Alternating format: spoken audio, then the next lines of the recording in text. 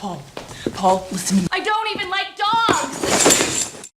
O filme começa com um navio chegando às costas estadunidenses. São os soldados que retornam da Primeira Guerra Mundial. Paulo comenta com seu amigo que a última vez que viu sua mulher foi há 4 anos, no dia de seu casamento e antes de partir para a luta. Nosso protagonista espera por sua esposa. Embora ela não tenha ido vê-lo, como já mencionamos, então ele vai para casa, e pelo menos ela continua lá, o recebe com um caloroso abraço e ele pergunta por que ela não esteve no porto se ele contou por meio das cartas. A moça as começou a ler, mas não suportou continuar sabendo de todos os ataques e mortes. Por isso, apenas ao recebê-la, sabia que ele continuava vivo enquanto guardava as cartas. Ele a perdoa e ela conta que está fazendo um curso para falar com propriedade. Comenta também que falou com seu ex-chefe para que guardasse o trabalho de vendedor de chocolates, embora ele não tenha voltado para vender doces. A guerra o fez pensar o que quer da vida. Tudo isso ele mencionava na correspondência e ela entenderia se as tivesse lido.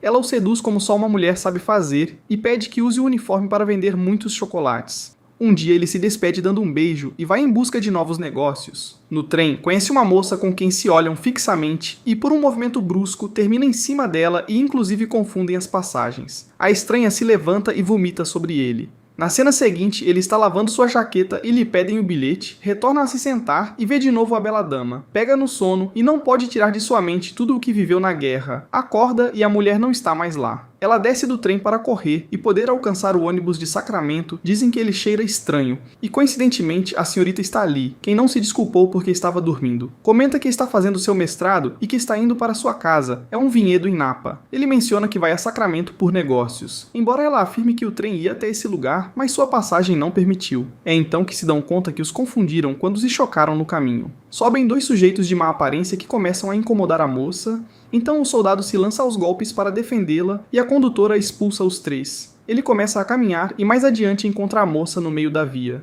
Se apresentam formalmente, ela é Vitória Aragão, que se desculpa pelo ocorrido no ônibus. Ele pergunta por que ela desceu e ela diz que fica ali, que seu pai vai matá-la enquanto ele pergunta a razão.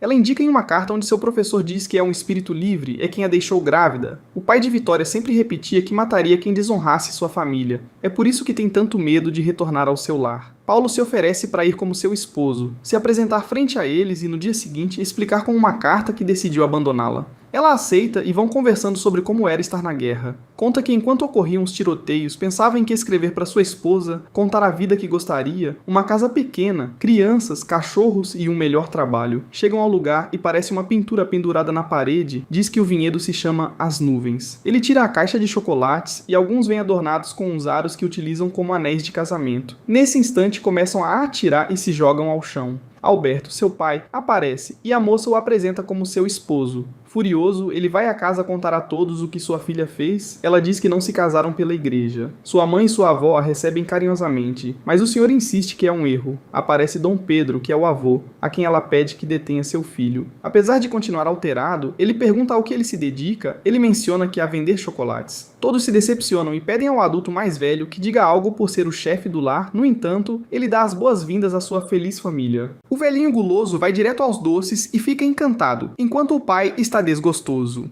Em outro momento, as mulheres se encontram na cozinha e Vitória se queixa da atitude de seu progenitor. A mãe diz que deveria ter antecipado de alguma forma, mas ela queria dar uma surpresa, e sim que o fez. A mãe sustenta que se é o que seu coração deseja, tudo irá bem. Já no jantar, estão todos e abençoam a comida junto com as uvas que logo colherão.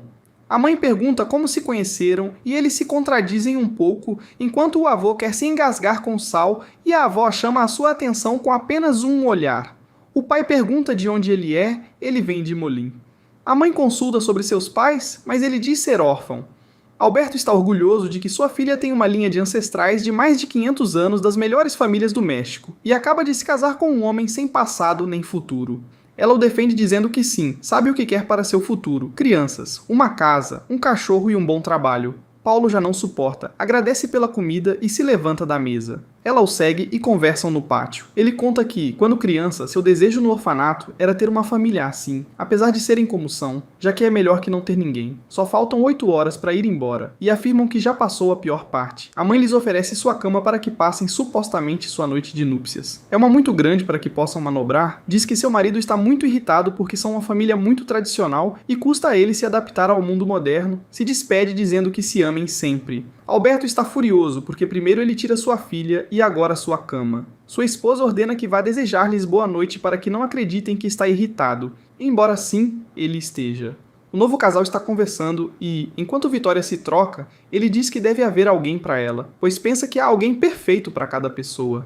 Ele se acomoda no chão e a moça pergunta se aceitaria alguém que espera um filho de outro homem. Paulo responde que se a amasse, sim, faria. Chega o pai e tem que se aconchegar, diz que sua esposa o enviou para desejar-lhes uma boa noite e nota que um dos dois estava dormindo no chão. Como a porta não tem trinco, acordam que dormirão juntos caso entre alguém e quase se beijam. Mais uma vez ele não pode superar o acontecido na guerra ao ver tanta gente sofrer, levanta-se alterado e soa um sino. Ela diz que é a geada. As temperaturas estão tão baixas que podem danificar as uvas, então devem aquecer as plantas. Ela o ensina a usar as alas como uma borboleta e voltam a ter uma aproximação ou algo romântico. No dia seguinte desejam o melhor um ao outro e ele sai, mas o avô o intercepta para levá-lo para algum lugar, pede chocolates, o jovem os entrega e quase descobre que dali saíram os anéis de casamento.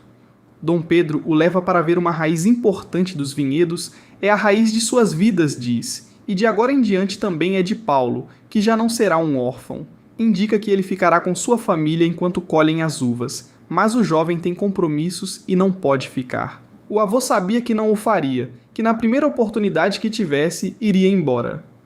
Paulo menciona que será apenas um dia, embora seja o mais importante, um dia mágico, o da colheita, então aceita ficar e o velhinho quer mais chocolates. Vitória se surpreende ao vê-lo novamente, mas Alberto quer saber o que passou com os chocolates, e ele responde que a família vem primeiro. Seguidamente chega o irmão de sua noiva e se apresenta como Peter. Seu pai diz então que esteve pagando erroneamente a universidade para Pedro. O recém-chegado executa muito bem e por pouco ganha. Reúnem todas as frutas para realizar uma espécie de ritual onde pedem permissão aos 4 ventos para colher a terra, dançam sobre as uvas, inclusive o estranho, saem dali para se beijarem apaixonadamente. Paulo diz que a ama, mas não é livre, não quer machucá-la e se retira do quarto. Vitória fica triste por não ser correspondida. Aparece Alberto e seu filho Pedro discutindo sobre que pode ganhar mais se tiverem um sócio, modernizar as operações e deixar de ser tão rústico em seus processos. Paulo opina que um banco pode emprestar dinheiro e o pai diz que não é assunto dele. Suspeita que algo anda mal porque sabe que dormiu no chão e é um aparecido. Diz à sua filha que quer a verdade. Ela responde que a única verdade que ele vai querer é a que deseja escutar e vai embora. Alberto sinaliza que não se meta em seus negócios e ele entrega o chapéu que estava procurando. Mais uma vez tenta ir embora e a avó quase descobre a foto de sua esposa, já que vai lavar seu uniforme. Ela diz que ele não tem chocolates para vender porque o Dom Pedro comeu tudo. Além disso, tem que estar ali porque o destino o levou ao lugar. Então molha a roupa. Ele vê Vitória com uma dor em seu ventre e corre a socorrê-la. Pede que se vá porque esse foi seu plano, apesar de não querer deixá-la assim.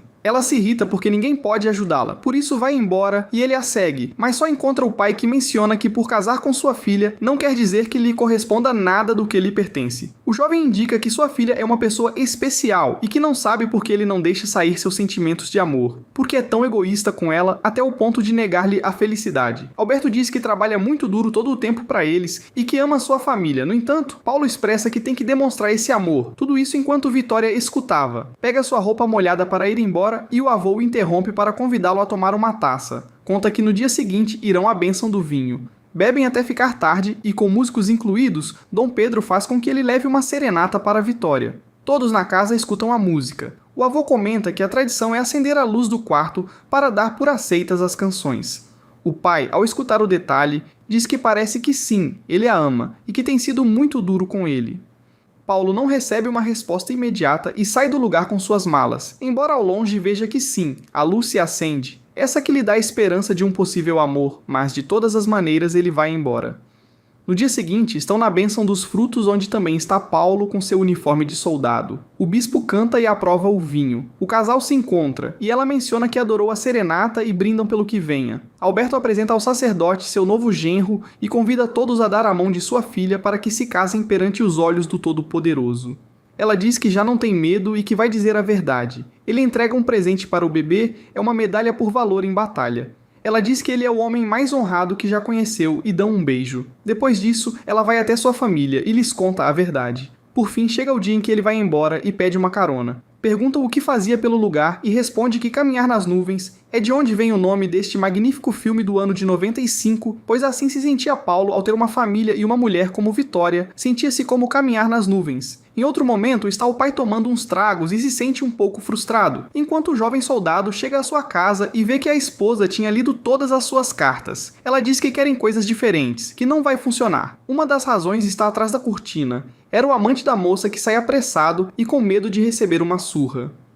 Logo diz que já tem uma ata para o divórcio. Paulo não assimila ainda até que sai dali e diz que está bem, pois é livre e está contente de poder retornar com Vitória. Chega ao vinhedo e encontra Alberto, a quem pede uma desculpa e diz que quer a mão de sua filha. O bêbado diz que ele é casado e pede sua pistola. O jovem argumenta que seu casamento foi um erro e que já está anulado, afirmando que na realidade ama Vitória. Alberto alega que ele zombou de sua família e que nem sequer é seu filho, mas Paulo se encarregará se o aceitarem de novo na família. Ela escuta a briga e sai gritando que o ama, enquanto o pai joga a lâmpada que faz com que se incendeiem as plantações. Tentam apagar entre todos e é impossível. Pedro Júnior começa a se queimar e Paulo o salva de morrer no fogo. No dia seguinte, como tendo saído da guerra, o pai diz que tinha medo de perdê-la e não conhecia outra forma de amar e pede à sua filha que o ensine a fazê-lo. O avô diz que o acidente não deixou nenhuma raiz para plantar e que tudo chegou ao fim. O rapaz vai até o lugar que Dom Pedro o levou e arranca a raiz ancestral para levá-la aos demais e constatar que a planta está viva. Todos se alegram e Alberto diz que é a raiz de sua vida, que a plante e crescerá. Ele não sabe fazer e diz a Vitória que ajude seu marido. Paulo entrega um anel real de compromisso e dão um beijo com o qual todos se alegram. Por último, os campos voltam a parecer verdes e viçosos